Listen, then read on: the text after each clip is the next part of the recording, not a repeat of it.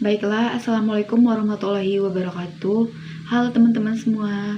Baiklah, di video kali ini saya akan menampilkan sebuah layanan konseling online di mana saya mengangkat judulnya dengan tema manajemen waktu. Tujuan saya untuk mengangkat tema layanan konseling online kita pada hari ini dengan tema manajemen waktu ini adalah di mana agar teman-teman semua bisa untuk mengetahui bagaimana pengertian dari manajemen waktu, manfaat dari manajemen waktu yang baik. Yang saya akan jelaskan di poin pertama adalah manajemen waktu. Jadi, untuk manajemen waktu ini adalah kemampuan untuk merencanakan, mengatur, serta mengendalikan waktu dalam menjalankan berbagai aktivitas agar dapat dilakukan secara efektif, efisien, dan memastikan bahwa waktu yang tersedia digunakan baik untuk digunakan sesuai prioritas serta tanggung jawabnya. Untuk poin yang kedua adalah manfaat dari manajemen waktu yang baik. Nah, yang pertama yaitu untuk meningkatkan produktivitas kita. Nah, contohnya di sini adalah untuk meningkatkan produktivitas ini adalah ketika kita manajemen waktu kita itu dengan baik, pastinya kita akan meningkatkan bagaimana produktivitas atau kinerja kita dalam kegiatan sehari-hari kita. Nah, yang kedua adalah mengurangi stres, di mana maksudnya manfaat dari manajemen waktu yang baik untuk mengurangi stres ini adalah seketika seseorang dalam bekerja selalu manajemen waktunya dengan baik, pasti itu akan mengurangi stresnya dalam bekerja. Yang ketiga adalah untuk menumbuhkan disiplin dan tanggung jawab.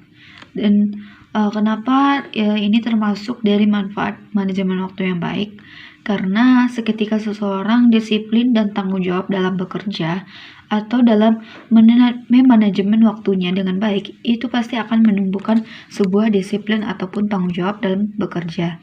Dan yang keempat adalah dapat memberi ruang untuk pengembangan diri mereka.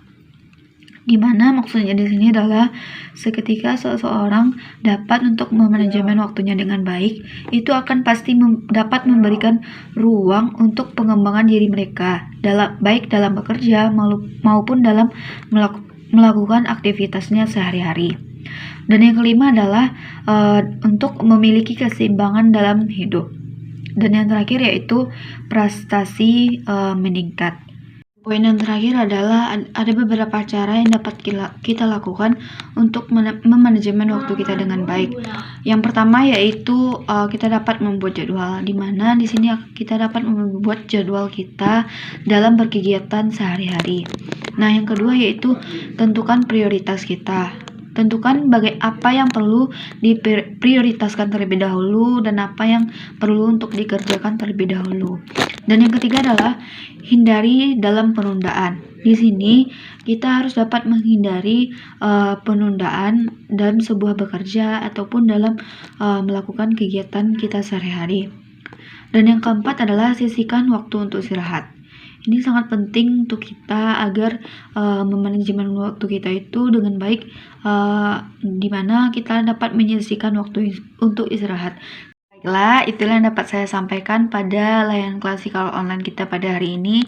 Semoga bermanfaat kepada teman-teman semua dan semoga teman-teman semua bisa untuk memanajemen waktunya dengan baik dalam bekerja maupun dalam melakukan aktivitasnya dalam kegiatan sehari-harinya. Baiklah, Assalamualaikum warahmatullahi wabarakatuh. See you.